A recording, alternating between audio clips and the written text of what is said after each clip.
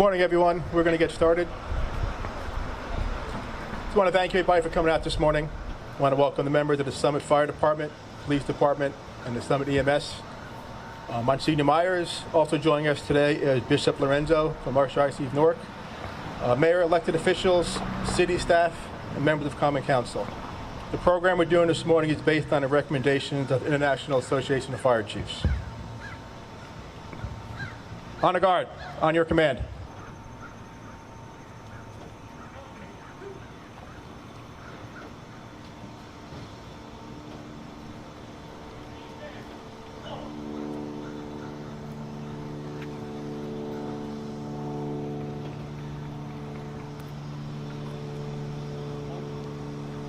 Honor guard, halt. Honor guard, left face. We're gathered here this morning to observe the 19th anniversary of the September 11 terrorist attacks. I want to express my sincere condolences and profound loss of experience by so many people here today and around the country. Remember the unwavering gratitude of the first responders and the members of the military that heroically gave their lives to protect others and continue to mourn with their families. On 9/11, we lost 343 New York firefighters, 37 Port Authority police officers, 23 New York City police officers, 55 personnel from the military, 8 EMS workers. Overall, 2,500 civilians lost their lives. In all, on that day, the number continues to grow as the people continue to lose their lives in battle for the many elements associated with the toxin from 9/11. We can honor these brave souls by staying positive and focusing on important things in life like kindness, family, and respect for one another. There is a saying, tragedy should be utilized as a source of strength. No matter what sort of difficulties, how painful the experience is, if we lose our hope, that is a real disaster. On that tragic day, the emergency service of the Summit found hope and came together as one, working hand in hand to provide assistance to the citizens of the Summit and our partners in the New York Fire Department and Police Department. I sincerely believe no matter how tragic an event is, some good will come from it. We witness it, we adjust to it, we learn from it, and we move on to become better people. As we continue to heal and honor the memories of those who are no longer with us today, let us also remember those who continue to struggle. They are always in our hearts and never far from our thoughts. At this point, I'd like to ask Deputy Chief Nelson to come to the podium. We're going to order box 5555, the tolling of the bells, be transmitted. After the bells of silence, please take a moment to reflect back on all the loved ones and the people who lost their lives on 9/11.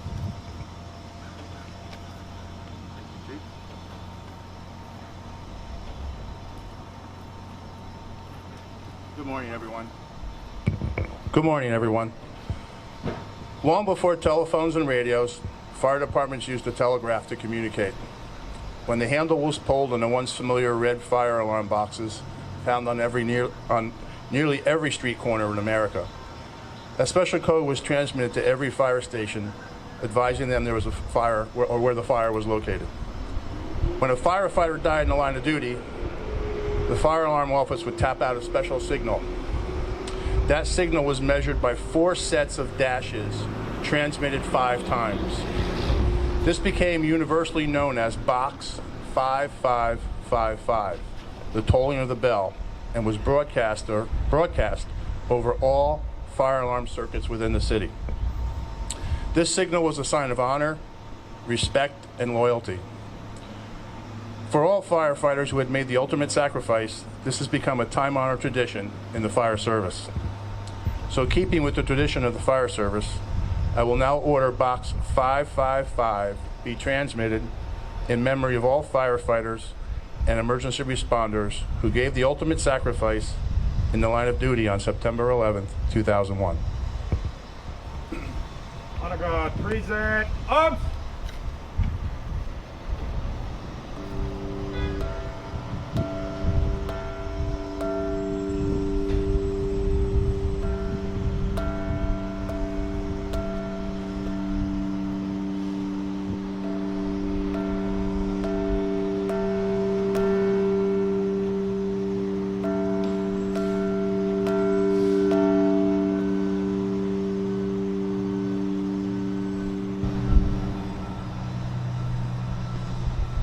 everyone. Good morning, everyone. Thank you, Chief Evers and members of the Fire Department, for inviting me to join you today. 19 years ago today, on a bright blue September morning, our country was attacked with an extreme, unconscionable brutality. As a nation, we were stunned, and most of us did not know what to do. Our first responders, on the other hand, knew exactly what to do. Firefighters, police officers, and EMTs rushed to our aid. Today is a way for our community to honor all those who perished that day, and during this ceremony in particular, to remember the first responders who selflessly rushed toward the burning towers with the only concern being to help others reach safety. Of the nearly 3,000 innocent people who were killed on September 11th, 343 of them were firefighters, 60 were police officers, and 8 were EMTs. Without hesitation, Summit firefighters brought an engine to Ground Zero and rotated crews for 3 days, providing much-needed assistance. Additionally, because Summit was the first train stop for those fleeing the city, our fire department established a decontamination center at the train station. Summit's police officers and members of the first aid squad worked around the clock to assist those returning from the city and kept our community safe. On that beautiful yet cruel day, you demonstrated the bravery and leadership that we rely upon every day. And here we are, 19 years later, in the midst of another unthinkable crisis. And we are relying on all of you yet again. This time, you have been working for months to assist everyone in our community. Once again, you are putting yourselves at risk, and for that, we are in your debt.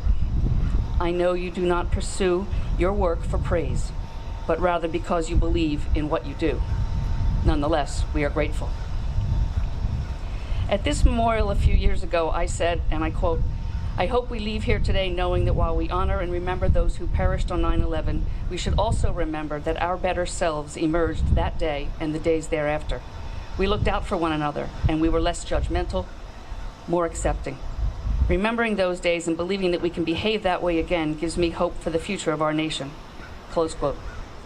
Well, here we are, and I am extremely thankful that the people of Summit have banded together in this pandemic and have worked hard to protect and bolster each other. We have the exemplary leadership of our first responders to thank for that. Thank you and good day.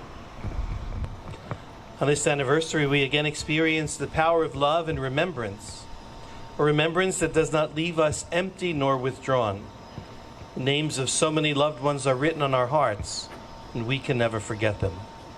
Even amid pain and grief, we still have a palpable sense of the heroic goodness of which so many of you and so many like you participated in, and of which so many people are capable of, those hidden reserves of strength from which we can all draw. In the depths of pain and suffering, we witness the heights of generosity and service. Hands reached out, lives were given. In a world that sometimes might seem impersonal, faceless, lonely, and fragile, so many women and men demonstrated the power of solidarity, born of mutual support, love, and self-sacrifice. In the response, no one thought about race or nationality or neighborhoods or religion or politics. It was all about solidarity, meeting immediate needs. It was about being brothers and sisters. The places of death, though, have become places of life, too. Places of saved lives, a hymn to the triumph of life over the prophets of destruction and death, to goodness over evil, to reconciliation and unity over hatred and division. It's a source of great hope that even here, in this place, our little place of Summit, our place of remembrance, that we can again join with one another, committing to enrich the life of our great city. I pray that our presence together will be a powerful sign of our shared desire to be a force for reconciliation, peace, and justice in this community and throughout our world. Today we lift our voices again against everything which would stand in the way of that unity and peace. Each of us in our own way this day will spend moments in silence and prayer, no doubt. Let us then implore them from on high, from our God. However we know God, the gift of commitment to the cause of peace. Peace in our homes, peace in our families, in our schools, and in our communities. Peace in all those places where war never seems to end. Peace for the faces of those who have known nothing but pain. Peace throughout this world, which God has given us as the home of all and a home for all. Today, my prayer, and I invite you to join me in that prayer, will be praying for peace. Simply peace. That concludes our service this morning. As I look around this morning, I see a lot of familiar faces, ex-council people, police, retired police officers, EMS, and fire. So thank you for coming. Please stick around when we're done. And at this point, we'll have to dismiss the honor guard.